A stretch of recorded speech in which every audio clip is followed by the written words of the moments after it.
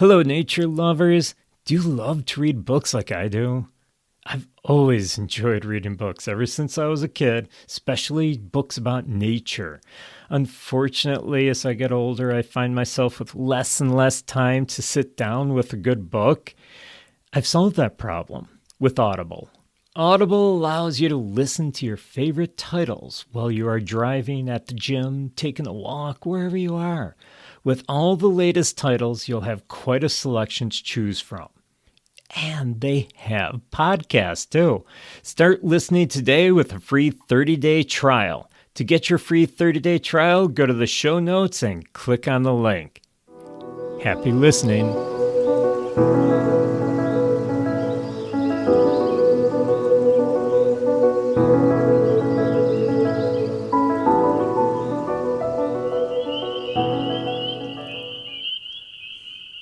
Hello friends, and welcome to the wilds of my property. In case you're wondering why I'm talking quietly today, is because I'm trying not to disturb the beautiful music that you're hearing behind me. You see, I'm outside at nighttime. It's probably about an hour after sunset, and I'm listening to the music of nature. You see, I have two ponds on my property. One is a half-acre pond that was put in back when I moved in about 20 years ago. And the other one is an old farm pond. It's so filled in with weeds and cattails and bushes and plants, you can barely even see that there's water in that pond. And sometimes it's hard to even find the pond because it's surrounded with honeysuckle and other plants that kind of hide it. So I have two wetlands on my property, and I also have some wet, moist woods. At least a lot of the time it's moist. And also across the street from me, my neighbor's property has 3 or 4, I don't know exactly how many, but they have several large ponds on their property. So I'm surrounded by water. And what you're hearing in the background is the music of the frogs. Every spring, the frogs go through this mating courtship ritual. What they're doing is they're making these calls to attract females. Yeah, it's the guys who are doing all the calling. So the male frogs are trying to attract a mate, and in order to do that, they have to impress them. They have to do their calls. The guy with the loudest, most beautiful vocalizations usually gets the girl, just like birds do. With birds, it's the males who are doing all the singing to attract the females. The males are very colorful to attract the females. Now, frogs, they don't want to be real colorful. They want to blend in because they're very small. They don't have a lot of protection.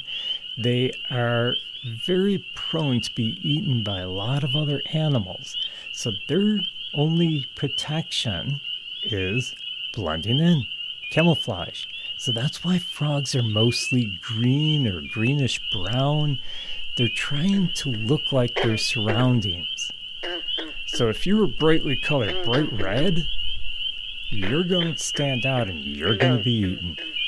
Now, the frogs around here is what I'm talking about. If you go to the rainforest, you do get some very beautiful, bright colored frogs, but usually that's more of a warning.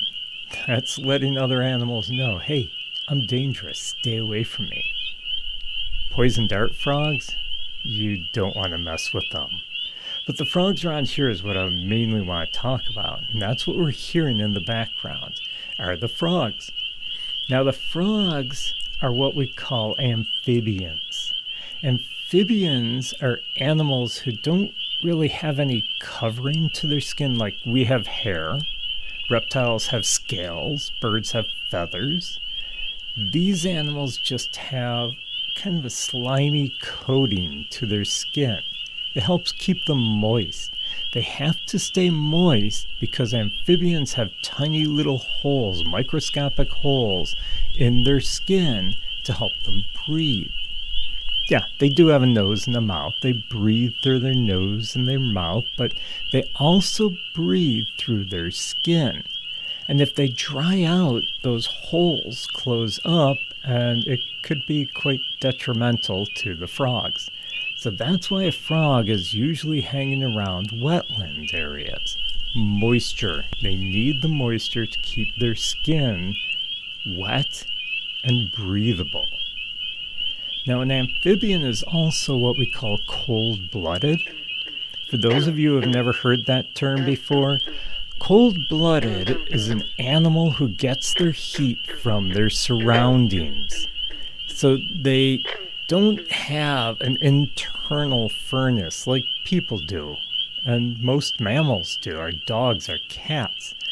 The organs in our body act like a furnace, and they keep our temperature pretty steady most of the time. It depends on the species, the animal, as to what the steady temperature is. In humans, it's about 98.6 degrees. Some people run a little cooler, some people a little warmer. So if you're not feeling good, you take the thermometer, stick it under your tongue, and you wait to see what your temperature is. If it's 98.6 or 98.8 or somewhere close to that, you know you're okay. Well, at least temperature-wise. But if it's really high, like 100, 101, 102, you probably have a virus, you need to take care of it. That's our body trying to fight off that infection, that virus, whatever's wrong with us. It's creating its own heat, and that heat, that thermos, is going up higher. Now, cold-blooded animals don't have this internal furnace, a way of keeping a steady body temperature. Instead, amphibians, cold-blooded animals, and reptiles are the same. Reptiles are cold-blooded as well. They get their heat from their surroundings. If you watch a frog, and you see him sitting in the water with his head above, he's actually gathering the heat from the sun. When he gets too hot, they'll go down into the cool pond to cool off. And when they get too cold, they come back up again. You ever wonder why you don't see frogs or turtles, reptiles and amphibians, cold-blooded? You don't see them in the wintertime. Not if you live in the Northeast, anyhow. The reason is because they wouldn't survive in that cold. Their body temperatures would get down below freezing, and they basically would freeze to death. So they are always trying to regulate their temperatures by whatever the heat or the temperature is around them. They need to stay warm. I love going kayaking on a lake or up a river, and I see the turtles basking in the sun, either on the shore or on some log or a rock. And as soon as they get too hot or they see me coming, they duck down into the water to cool off. That dark color on a turtle's shell or on a frog's back, that dark green, it absorbs the heat from the sun so it can warm them up much quicker. So that's what being an amphibian is all about, staying moist and controlling your body temperature. Now, the reason that I'm out here tonight is because it's springtime, it's evening, and I love listening to the frogs singing, but I'm also doing some citizen science. And for those of you who haven't heard me talk about citizen science in the past, citizen science is basically everyday average people like you and I going out and discovering nature. Taking the information that we're discovering, writing it down, and sending it to the scientists. Scientists can't be everywhere. I don't have scientists crawling into my backyard every day, studying my ponds, studying the birds here. Instead, I do that studying for them. I gather information for them, put it into a database somewhere, and the scientists can use it that way. So we're helping the scientists. That's what citizens science is. Now, I've done citizen science in many different aspects, from fireflies to frogs to birds. Today I'm doing frogs. I'm out here in the evening doing what we call frog watch. What I do with frog watch, and I'll explain it in more detail later, is I'm counting the frogs. Now, I'm not counting them as going down to the pond and say, oh, there's one, that's one. There's another one, 2, 3. No, that would take forever and I'd miss a lot because they blend in really well. What I'm doing is I'm counting their call intensity. So I know what frogs I'm hearing, and I decide, are they just maybe 1, maybe 2 or 3 out there? Their calls are overlapping, or is it a chorus of frogs? And I'll go through it a little bit later when I actually do my frog watch count. But I just wanted to explain to you a little bit about frog watch and how it is citizen science. So if you want to enjoy listening to these frogs and listening to all the fascinating music that they're making, the chorus that you can get at night, you basically have to go out in the evening. That's when they really start getting noisy. I mean, I hear frogs during the day as well, but mostly in the evening, right after the sun goes down. That's when they start getting loud. And depending on the frogs and how happy they are, we'll put it that way, they could go all night long. I've heard toads come up on my patio and they get so loud all through the night, calling the females in. My pond is far enough away from my house where I don't hear the peepers or the green frogs or the bullfrogs as loud, but the toads, they'll actually come right up onto my patio and they get pretty darn noisy and they can keep me up all night sometimes. So you need to be out in the evening. Any time in the evening, but I usually recommend right after sunset. That's when they start getting noisy, and just enjoy listening to them. Of course, you do need moisture. Remember, they're amphibians. So you need a pond, or maybe you have a small swamp or wetland in your neighborhood or in your backyard. You need some sort of moisture, or you're probably not going to get a lot of frogs. You could get some. I mean, the toads, American toads, they don't need a lot of moisture. I mean, they're born in the water. But then they spend a lot of time in our gardens, in the woods, in our lawns. So the toads will not hang around the water as much as they get older. And there's also some forest-loving tree frogs. Some tree frogs like the gray tree frog or the wood frog. They like being in moist, damp woods. And it doesn't have to be really damp, but they do like it damp. So if you have damp woods, you can get those species of frogs. So there's a lot of different types of frogs out there, but remember, they breathe through their skin. They need that moisture. So if you have a lot of dryness, you're not going to get a lot of frogs around. So go out in the evening if you have some wetlands around and listen to the chorus. Now, maybe you don't have the moisture. Okay, go to a park nearby or a swampy area nearby where there is a lot of moisture. Go out there in the evening and then you'll get your chorus too. So this beautiful music that these frogs are giving us tonight, that's what I'm doing out here, listening to that, and I'm also doing some citizen science. Now, as I mentioned, the frogs are out here doing their songs, their calls to attract the females. After a while, the spring peepers will quiet down. They're one of the first ones in the spring to start doing their loud peeping noises. But after a while, they quiet down because they have already mated. They've laid their eggs in the water. And what they do is they go about their business and leave the babies to tend to themselves. They don't stick around taking care of them. So they quiet down. They've made it already. And then you'll get another species that might start picking up. So I usually get the spring peepers that are pretty loud, and after them come the green frogs, the bullfrogs. I start hearing the gray tree frogs in my woods, sometimes the chorus frogs. So I start getting all these frogs, and as one starts coming more active, another one starts to quiet down. So they don't last all summer. Some, like toads, I will hear now and then during the summer, but usually it's just springtime that you're hearing them. That's mating season.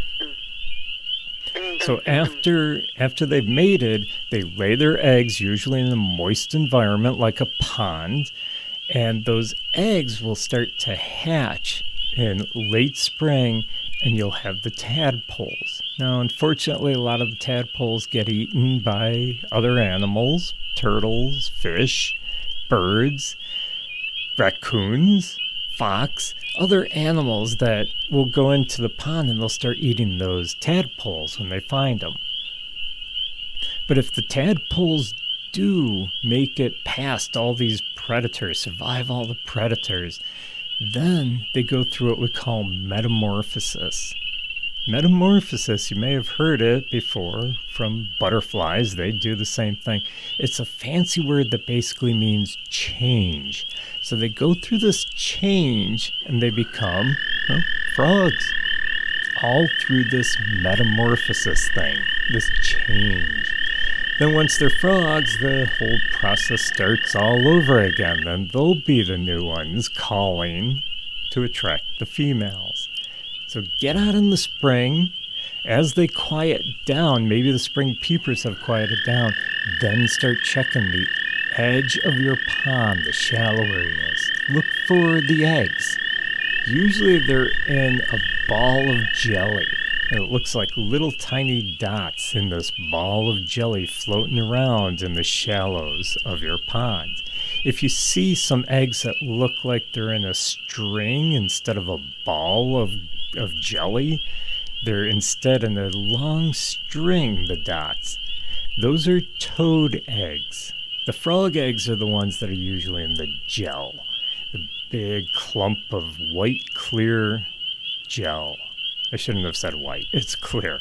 So it's a clear gel that you're going to see these eggs in. I'm going to head inside and I want to talk a little bit more about the frog types.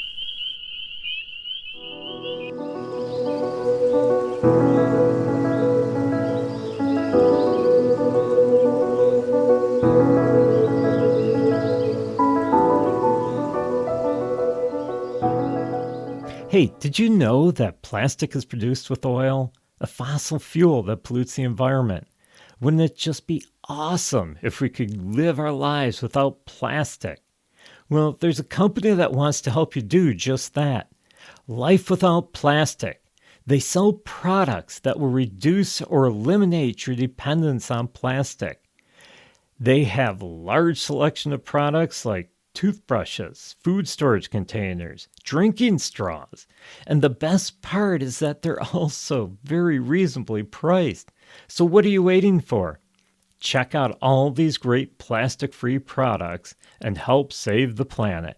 Just click on the link in the show notes to find out more and to start your journey to being plastic-free.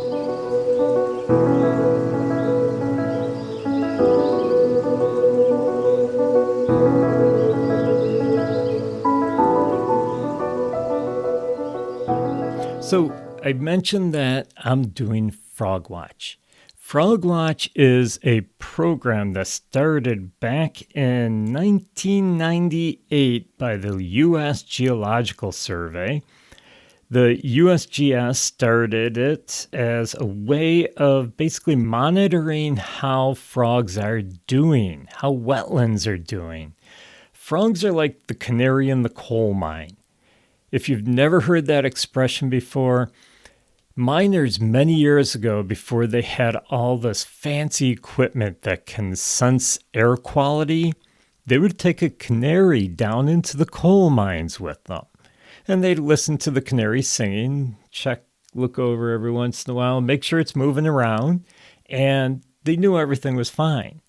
But if it got quiet, if the canary got really quiet or it was laying flat on the floor of the cage, they knew there's trouble. The quality of the air down in the coal mine was bad enough to kill that canary. It's time to get out to fresh air.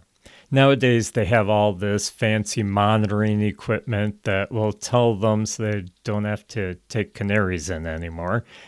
So that's what I mean when I say canary in the coal mine. It's an indicator. So the frogs are an indicator species. Frogs, because they're amphibians, they breathe through their skin.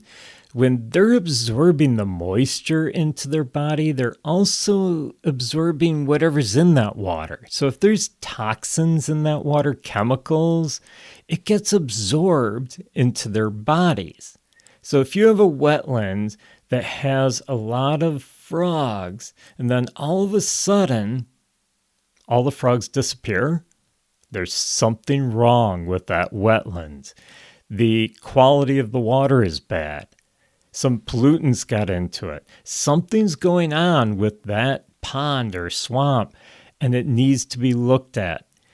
That's what I mean by canaries in the coal mine. Frogs are very sensitive to environmental contaminants. So if there's something wrong with the water, the frogs start disappearing. Or you start seeing deformed frogs. You'll get frogs that are missing legs, missing eyes, maybe are born with an extra leg. Something's going on with this frog. So you know there's toxins in the water. There's pollution in the water. There's something wrong with this water. And the frogs are letting us know that before anyone else. So that's why scientists study frogs. They want to see how the populations are doing, how the environment is doing, because these guys are an indicator species. Now, in 2002, National Wildlife Federation took over the program, and they got more people involved. It became a citizen science program at that point. And then in 2009, the AZA, which stands for the Association of Zoos and Aquariums, they took the program over. And just last year in 2022, the AZA actually handed it over to one of their zoos, the Akron Zoo in Ohio, and they have taken over the program to do all of the data collection and data processing. So it's been through a lot of different groups and organizations over the years. But basically, FrogWatch, their purpose is to see how populations of frogs and toads are doing, where the rare and invasive species are. So they're also seeing, hey, what frogs don't belong here? They're from other countries, from other places. Where are they? So that we can see what's going on and maybe take action to control that problem. They also want to know long-term shifts in species diversity, the range, and also seasonal timing. Are they mating sooner? Are they mating later in the year? What's going on? Maybe it's a correlation with climate change. So all of this is being studied through this program of FrogWatch. And people like you and I, everyday citizens, we get to do it. We get to go in our backyards, listen to frogs, record what we're seeing, or I should say hearing, and then report it to FrogWatch program. They'll take all the data and they hand it over to the scientists so that the scientists can see how the populations are doing and where there might be danger in the environment. So all of this is being done by people like you and I. So if you want to get involved, I'll leave the link to the FrogWatch website in the show notes. Click on that. It gives you all kinds of information. It's a training program so that you can learn what frogs are in your area, how to identify them by call, and it talks about the whole program as to how to do it, which I'm going to do real quick in a little while when I head back outside to listen to the frogs, and I'll actually do Frog Watch with you listening. Doesn't take much time. If you're interested in doing it, click on that link in the show notes, but it doesn't take a lot of your time. I'm not out here all night long monitoring frogs.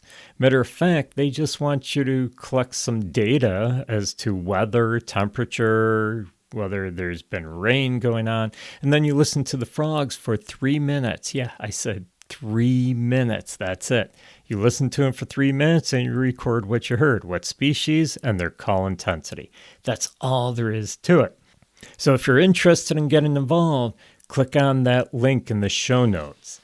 Now, there's a second link I'm going to leave, and that's to the frogs that you're calling. Whether you want to get involved in Frog Watch or not, you just want to go outside and listen to the frogs and try to figure out what frogs are in your yard, what frogs are in your neighborhood. I left a link in the show notes to identify frog calls. And I'll go through some of the more common ones, at least in the northeastern U.S. here. So here's some of the frogs that you might hear out there in your yard. Now, one frog that I always thought was a cricket when I was hearing it, but it's like, wait a minute, how can that cricket sustain that chirping noise for so long? What you're hearing is the American toad. And this is what he sounds like.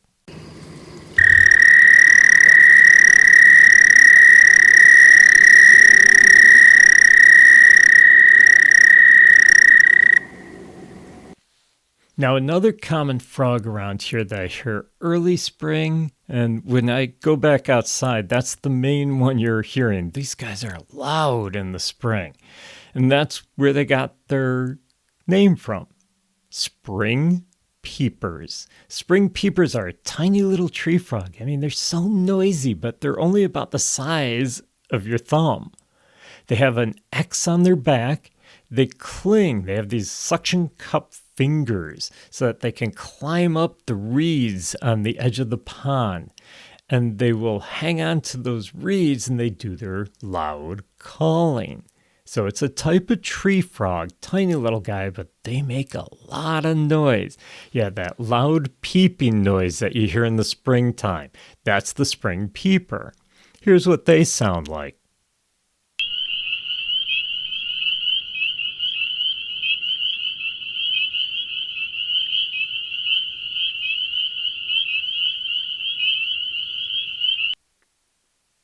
Now, another frog is common in this area once again. They're actually found in quite a bit of the U.S., is the green frog.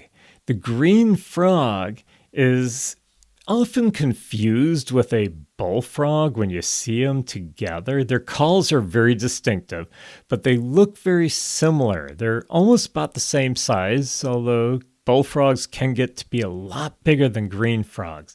The green frog and the bullfrog, they're green in color on their back. They have these markings going down their backs. If their ridges stick up, that's the bullfrog. If you don't see these dorsal ridges, as they call them, going down the back, if they're not protruding quite a bit, that's the green frog. Now, this is what the green frog sounds like. It's kind of like I like to call it the rubber band plucking.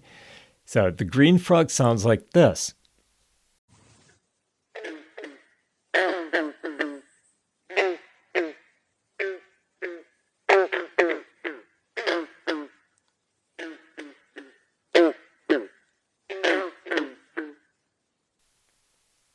And speaking of the bullfrog has more of that guttural, that really low tone and very loud. That is the bullfrog. This is what the bullfrog sounds like.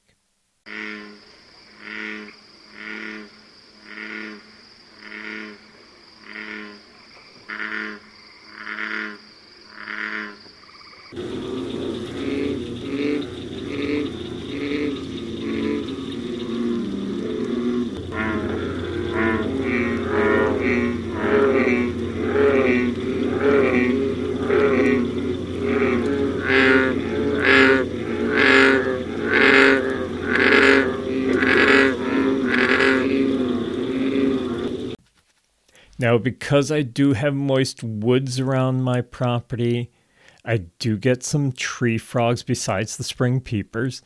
The spring peepers, they hang out more at the edge of the ponds, whereas the gray tree frog I get in my woods. So they don't always hang out near the water. They're in moist woods. And this is what the gray tree frog sounds like.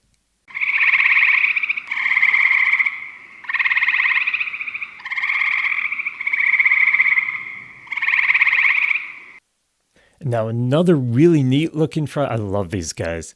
They're smaller, they're kind of a brownish color. They hang out in the woods as well. They're usually not around the ponds. They have a black mask going through their eyes. They're the neatest looking frogs. Watch where you're walking because they blend in very well with the leaf litter on the forest floor. So if you're ever walking off trail, keep an eye out for where you're walking. You don't want to step on these little guys. And this is what they sound like.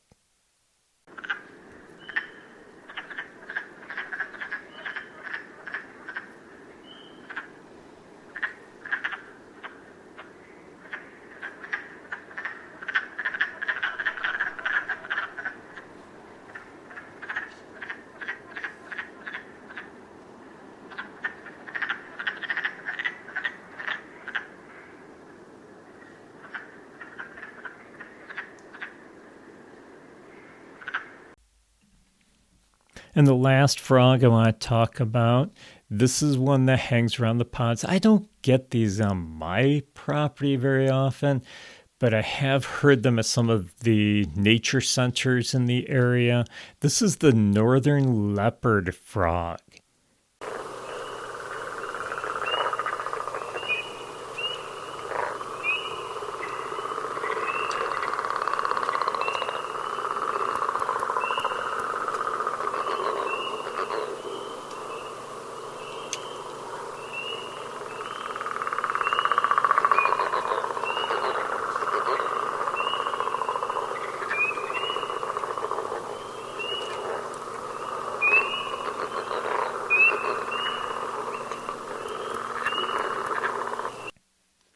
So this is what some of the frogs sound like. And if you go to that link in the show notes, you can see what frogs are in your area, wherever you live in the US. You can see what frogs live in your area and you can hear what they sound like. So that when you go out in your yard, you can tell what frogs are hanging around in your yard. Okay, I'm going to head back outside now and I'm going to do my 3 minutes of frog watch so you can just see how it's done. So let's head on out and I'll meet you out there.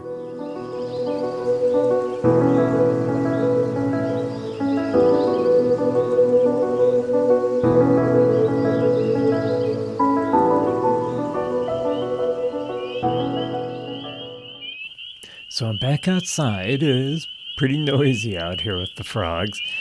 And I'm going to start doing my 3 minutes of frog watch.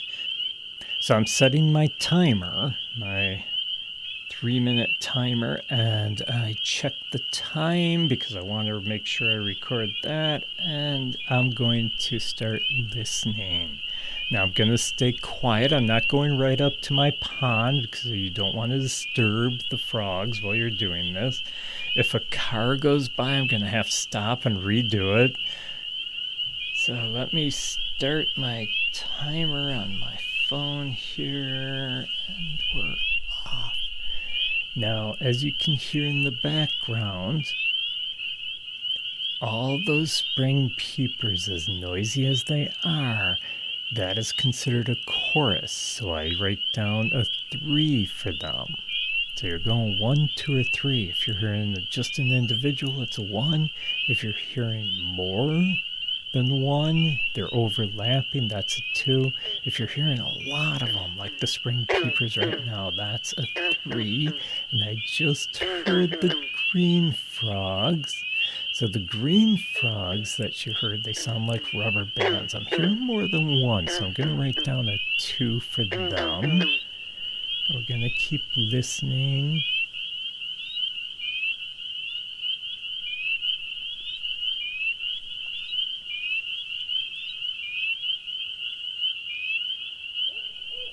Oh, just heard a barred owl in the distance. I don't know if the microphone picked that up, but barred owl, but we don't count them. They're not a frog.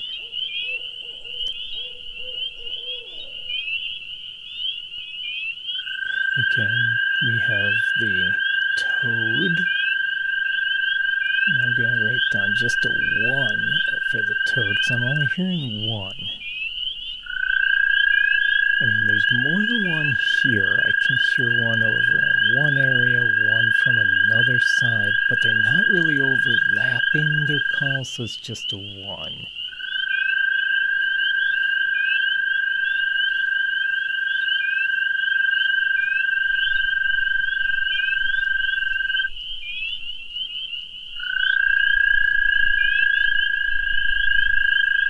And I'm not hearing a lot more out here, so it's just those 3 species I'm hearing tonight.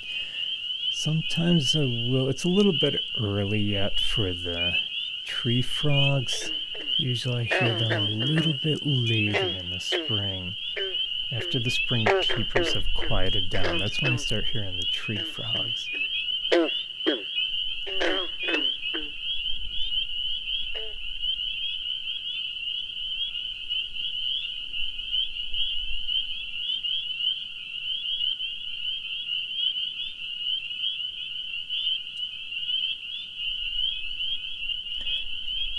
And we're just about done with our 3 minutes of listening. Yeah, we're past our 3 minutes, so we're all done. So I have spring peeper 3, I have green frogs at 2, and the American toad is a 1. Now I will go to the Frog Watch website. I will enter this data, including the time I started, time I finished, the temperature, and the different frogs that I heard and the intensity of their call. I'll enter all of that into the FieldScope website for Frog Watch. So I hope you enjoyed learning about the frogs and about Frog Watch. I'm going to just sit out here and enjoy listening to the frogs for the rest of the evening. And it's such a gorgeous night, and they're giving such a beautiful chorus of beautiful music for me. But I'm going to wrap things up here. I hope you enjoyed it.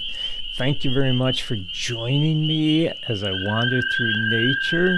If you enjoyed this episode, please invite your friends. Don't forget to rate and review the episode as well. If you ever have any nature questions or ideas for future episodes, please feel free to drop me a DM on my Instagram page at thenaturewanderer underscores in between each word, or my website at naturewanderer.org.